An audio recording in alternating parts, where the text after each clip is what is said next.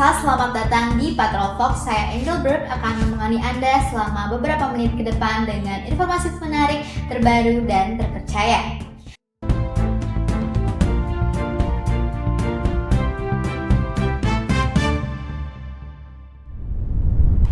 Mengawali perjumpaan kami, inilah berita pertama hari ini.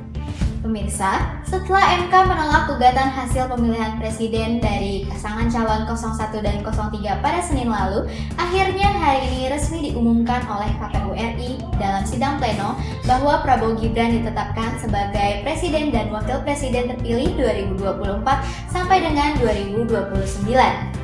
Pada kesempatan ini, Prabowo Subianto menyampaikan pidato pertamanya mengucapkan terima kasih kepada pasangan Anies Baswedan Muhaimin Iskandar serta pasangan Ganjar Pranowo serta Mahfud MD.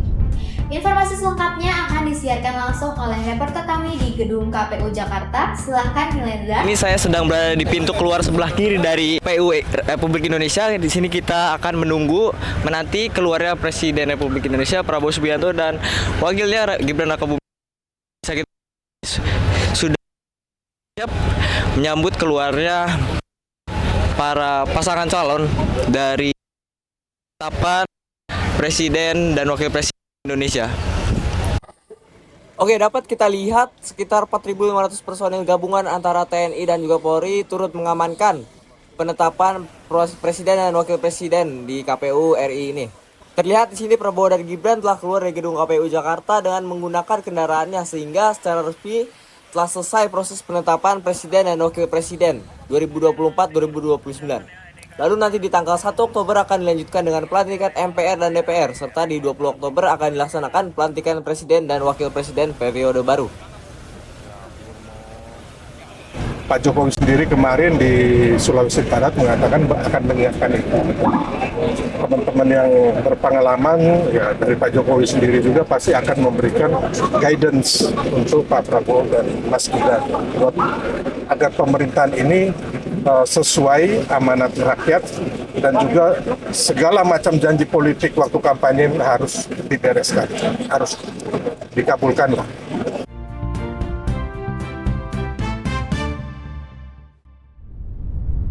Pemirsa, itulah laporan langsung dari Gedung Mahkamah Konstitusi setelah ditetapkannya pasangan Prabowo Gibran sebagai Presiden dan Wakil Presiden terpilih 2024 sampai dengan 2029.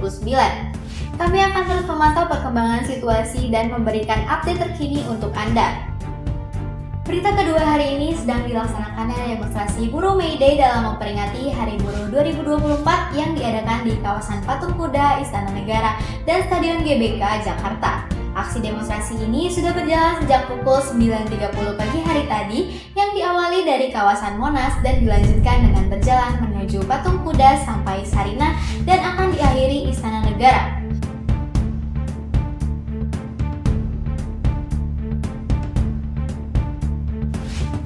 Demo kali ini diikuti oleh berbagai komunitas buruh yang ada di Indonesia, salah satunya dari Partai Buruh dengan menggunakan pakaian serasi dan atribut partai berserta bendera Indonesia.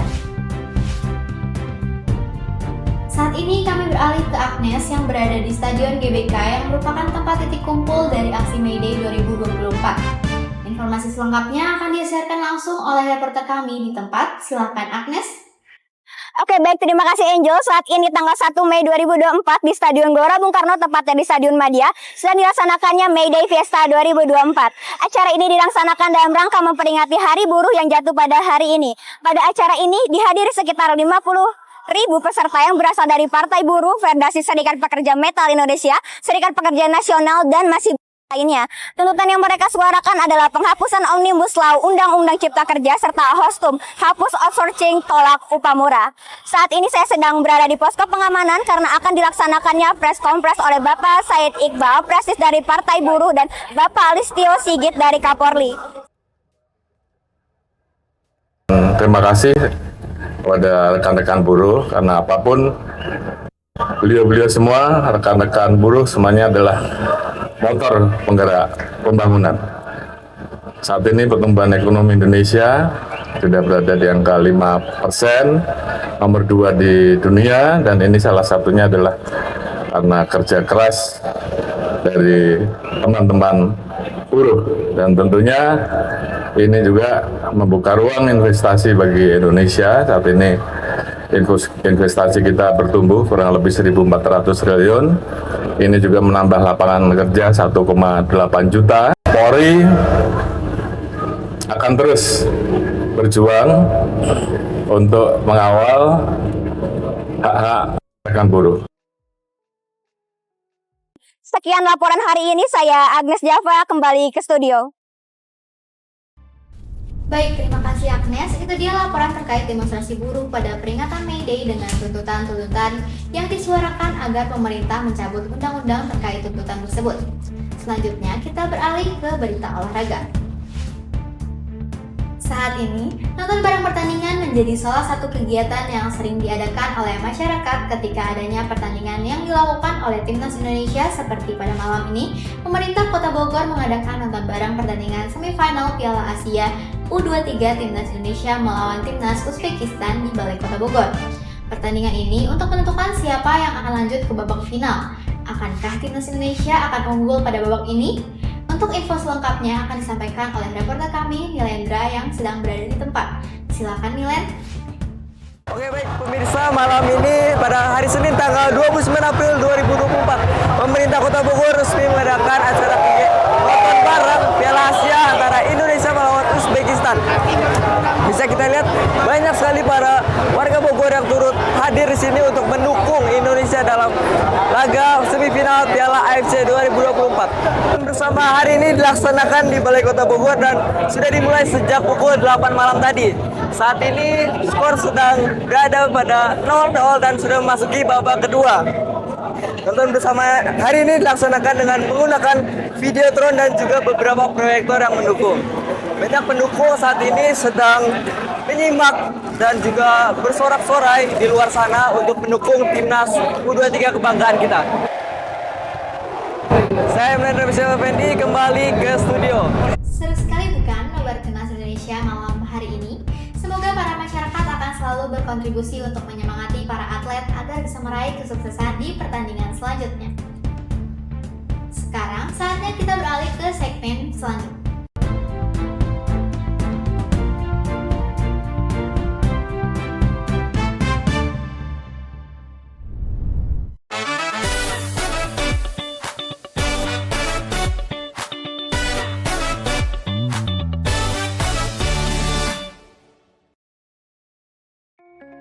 Berita pertama untuk membuka segmen ini, kami menghadirkan berita dengan segmen Patrol Agri yang membahas pertanian terkait penggunaan lahan untuk bertanam dengan hidroponik.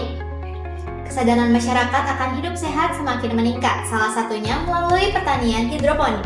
Kini, lahan yang terbatas bukan menjadi masalah bagi para petani. Contohnya, kebun hidroponik BSI Farm yang terletak di Baranang Siang, Kota Bogor, Jawa Barat. Ikuti informasinya bersama reporter kami, Silkiana. Menanam sayuran dengan metode hidroponik sekarang menjadi sebuah tren dalam berbisnis. Seperti yang dilakukan oleh BSI Farm yang terletak di Perumahan Baranang Siang Indah, Kota Bogor. BSI Farm ini telah berdiri sejak 2019, yang awalnya sang pemilik hanya mencoba-coba untuk mengisi kegiatannya selama pandemi COVID-19. Namun siapa sangka, yang awalnya hanya coba-coba saja bisa menjadi sebuah peluang bisnis, bahkan sekarang sampai menghasilkan omset puluhan juta per bulan. Saya sebagai pengelola hidroponik di perusahaan BSI Farm.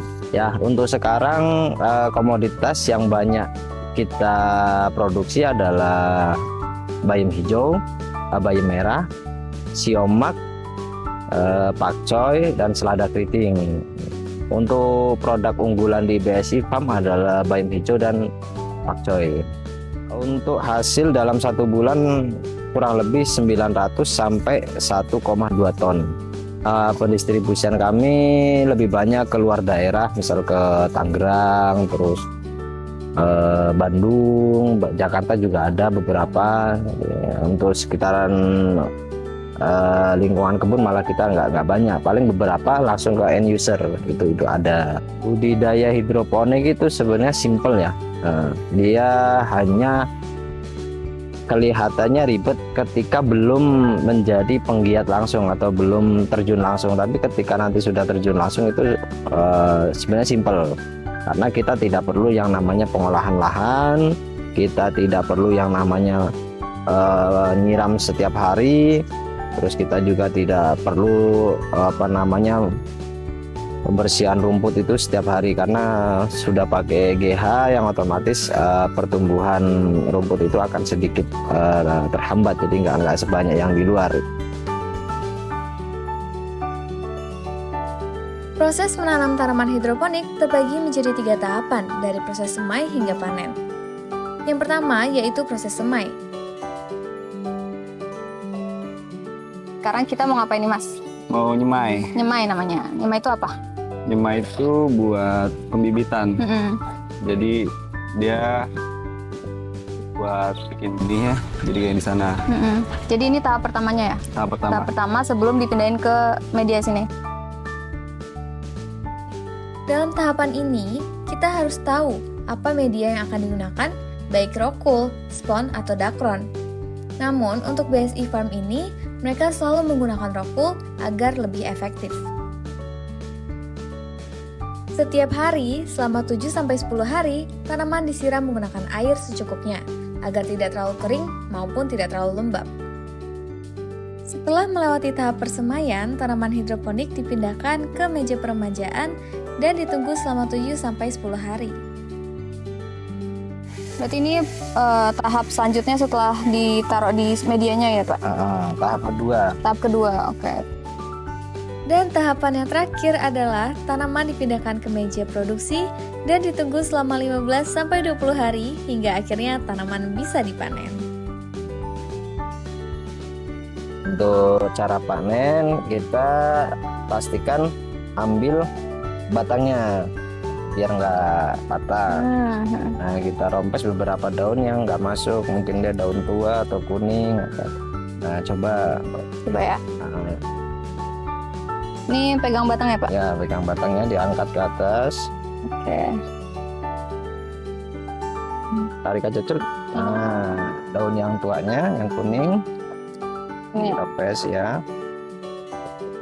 Takut masih ada Ini juga lagi. ya? Itu udah bersih, terus coba. Itu cara panen mudah, sangat mudah. Udah,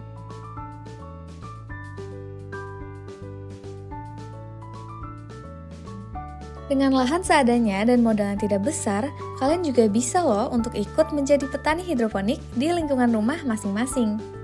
Menarik bukan? Saya Silky dari AgriPatrol melaporkan. Bagaimana, menarik bukan? Bercocok tanam hidroponik ini sangat cocok untuk menunjang kegiatan hidup sehat karena banyak sekali nutrisi terkandung dalam tanaman hidroponik. Berita selanjutnya akan datang dari kebudayaan. Indonesia adalah suatu negara yang memiliki keanekaragaman budaya dan adat istiadat. Festival budaya menjadi salah satu ajang pelestarian budaya. Contohnya kegiatan yang dilaksanakan oleh mahasiswa komunikasi Sekolah Vokasi Institut Pertanian Bogor. Kami akan mengajak Anda menyaksikan keseruan festival budaya yang ke-15 bersama reporter kami Agnes dalam segmen Culture Patrol.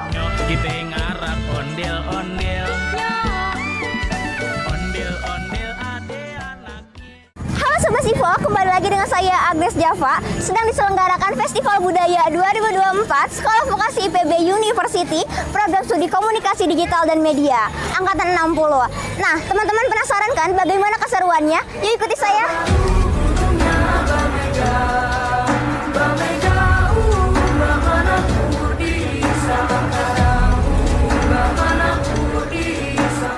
Acara Festival Budaya Nusantara kembali digelar tahun ini dengan berlokasi di alun-alun Kota Bogor.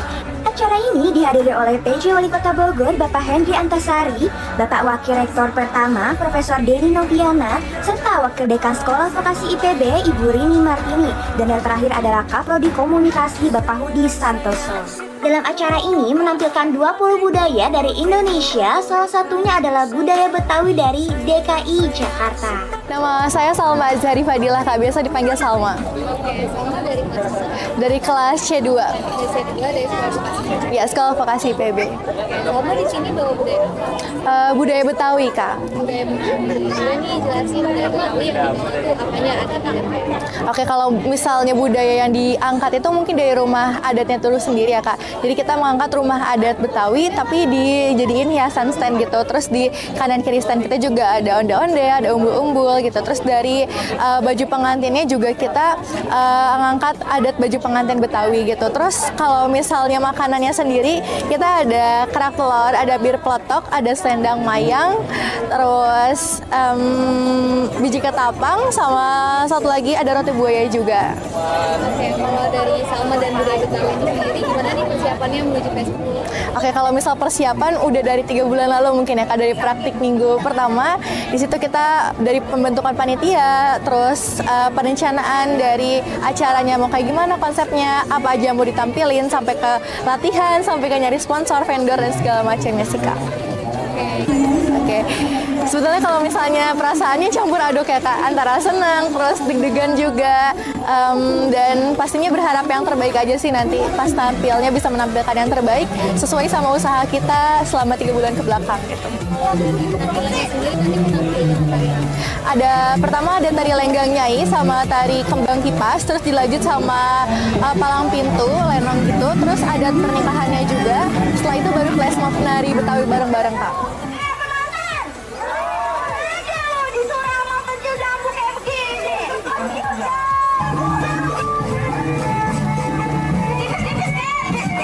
Sebenarnya untuk melestarikan budaya, kita sendiri sebagai mahasiswa di Festival Budaya Nusantara ke-15 ini sudah bisa melestarikan budaya, Kak. Karena kita kan dapat budaya random banget nih ya, Kak, di spin juga gitu. Jadi kita bukan dari, misalnya saya bukan dari Betawi, tapi saya harus mempelajari budaya Betawi juga. Nah, itu secara tidak langsung kita udah bisa melestarikan budaya juga. Dan pas banget nih Festival Budaya dilaksanain di hari Minggu, terus audiensnya juga dari masyarakat Kota Bogor maupun luar Kota Bogor. Jadi di sini kita sama-sama punya peran buat melestarikan budaya gitu, Kak. Jadi semua sama-sama tahu nih tentang budaya Indonesia. Jadi kita lebih aware juga sama budaya yang kita punya.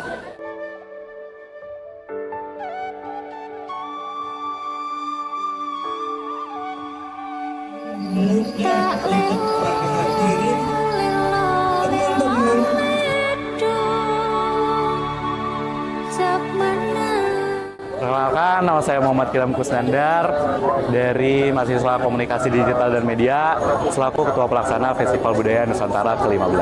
Oke, sebenarnya festival budaya itu apa sih? Festival Budaya Nusantara ini merupakan kegiatan tahunan yang diselenggarakan oleh mahasiswa semester 2 Komunikasi Digital dan Media yang memang setiap tahunnya diselenggarakan di alun-alun Kota Bogor. Persiapannya kira-kira berapa lama? Persiapannya memang kita dari awal bulan Januari kira-kira 5 bulan lamanya. Ada berapa budaya kira-kira? Kita memiliki budaya dari 20 budaya. Yang pertama dari Aceh, Sumatera Utara, Padang, kemudian juga Sumatera Barat, Sumatera Selatan, Lampung, Riau, Jambi, kemudian Jakarta, ada Jawa Barat, Jawa Timur, Jakarta, kemudian Kalimantan Barat, Kalimantan Selatan, Maluku, Sulawesi Selatan, Gorontalo, kemudian juga terakhir dari Papua dan Nusa Tenggara Barat, Nusa Tenggara Timur, dan Bali. Oke, gimana sih perasaan Tidam setelah melewati banyaknya rintangan dan sekarang hari ini sudah ada di Festival Budaya? Semua rintangan yang telah kami lalui merupakan rintangan yang sangat berat, dan pastinya untuk saat ini kita sangat semangat melaksanakan Festival Budaya Nusantara. Kita sangat mengapresiasi untuk teman-teman sekalian yang telah menyukseskan kegiatan ini. Oke, harapannya dengan adanya festival ini itu apa sih ke depannya? Harapannya untuk kedepannya Festival Budaya ini semoga lebih gercep lagi dan lebih cepat lagi dalam pelaksanaannya. Semoga menjadi terbaik dari yang terbaik. Tarian-tarian yang menari di atas panggung kehidupan mempersembahkan harmoni keberagaman. Batik yang kaya akan motif merajutkan sejarah dalam benang kesatuan. Lagu-lagu klasik yang mengalun membawa nostalgia akan masa lalu yang tetap hidup dalam jiwa kita.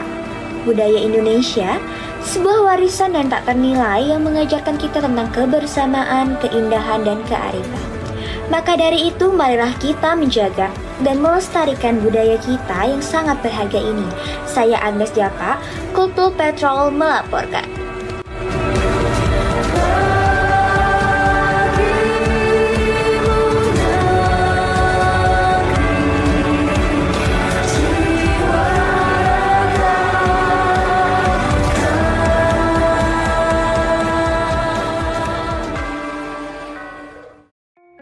Itulah dia keseruan acara Festival Budaya yang berlangsung di alun-alun Kota Bogor. Semoga acara-acara seperti ini dapat terus dilestarikan dan menjadi sebuah kebanggaan. Menutup berita kita hari ini, bagi Anda yang ingin merencanakan liburan, kami memiliki rekomendasi destinasi wisata menarik yang bisa dikunjungi akhir pekan ini dalam segmen Patrol Adventure. Curug Pasir Rengit berhasil menarik perhatian turis dikarenakan keindahan alamnya yang sangat asri, terutama bagi para pecinta alam. Tinggi curug yang mencapai 30 meter dengan airnya yang masih berwarna biru alami menjadikan Curug Pasir Rengit ini sebagai salah satu pilihan destinasi curug di Bogor yang kami rekomendasikan khusus untuk Anda. Ikuti keseruan menjelajah bersama reporter kami, Aisyah.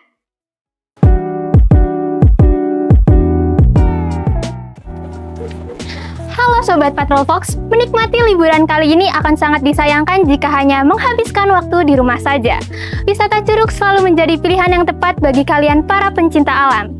Seperti saat ini saya sedang berada di Curug Pasir Rengit, Kabupaten Bogor. Yuk langsung ikutin keseruannya bersama Patrol Adventure.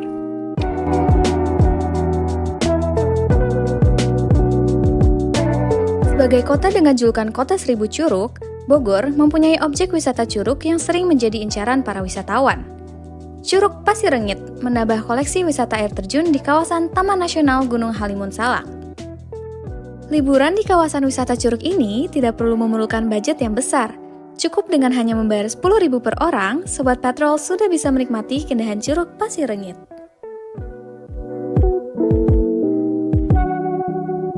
Untuk menuju lokasi curug, kamu harus menuruni beberapa anak tangga dari gerbang masuk awal.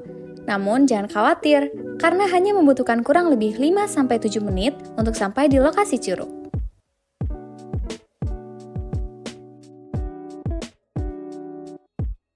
Oke Sobat Patrol Adventure, setelah saya menuruni anak tangga yang cukup banyak, akhirnya saya sampai di air terjun Pasir Rengit. I keep waiting for you to call. I'm thinking that I'm gonna need a miracle. Wasted again. I tell my friends I'm feeling like you're coming cause I feel the sun. Bukan tanpa alasan, keindahan yang melekat pada warna air terjunnya memang tak perlu lagi diragukan. Air yang jatuh mengaliri dinding tebing awalnya begitu jernih, tetapi saat sampai di kolam permukaan airnya berubah. Warnanya menjadi biru muda, bahkan hijau toska yang memesona. Keunikan yang memanjakan mata itulah yang membuat banyak wisatawan terpikat dan ingin melihatnya secara langsung.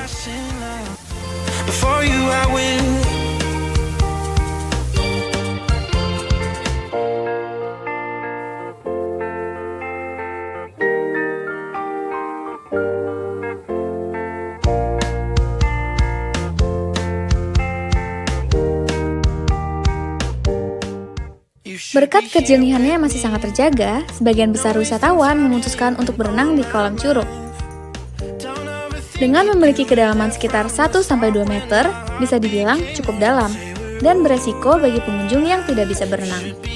Jadi, kalau tidak ingin main basah-basahan, Sobat Patrol bisa duduk santai di antara bebatuan sambil menikmati alam yang menyejukkan pikiran. Kamu juga bisa menyantap cemilan ditemani kicauan burung bersamaan dengan derasnya air terjun. Tapi jangan kaget, di curug ini banyak sekali monyet berkeliaran. Kebanyakan dari mereka mengincar makanan yang wisatawan bawa. Jadi, Sobat Patrol, pastikan untuk terus menjaga barang bawaannya ya. Tapi tenang, di sini sudah ada penjaga yang bertugas mengusir para monyet dengan menggunakan senjata angin untuk mengagetkan mereka.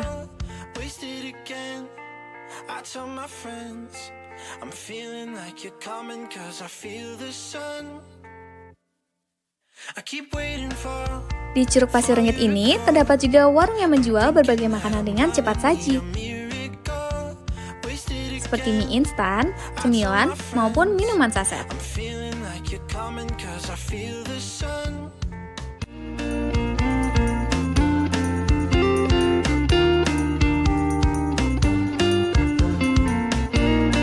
Kalau kesini dalam rangka long weekend dan healing juga sih. Kalau untuk pemandangan tuh indah banget. Terus buat trekkingnya agak curam sedikit, tapi kalau untuk dari parkiran ke curugnya itu kisaran 15-20 menit aja sih. Agak dekat soalnya.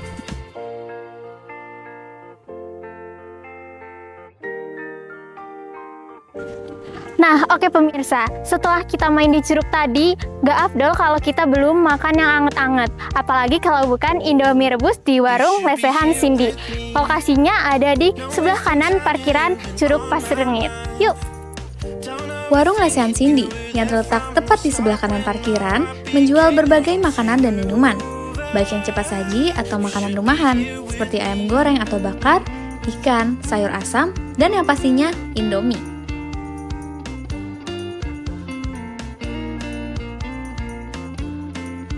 Ini dia guys Indominya, enak banget ya kayaknya nih.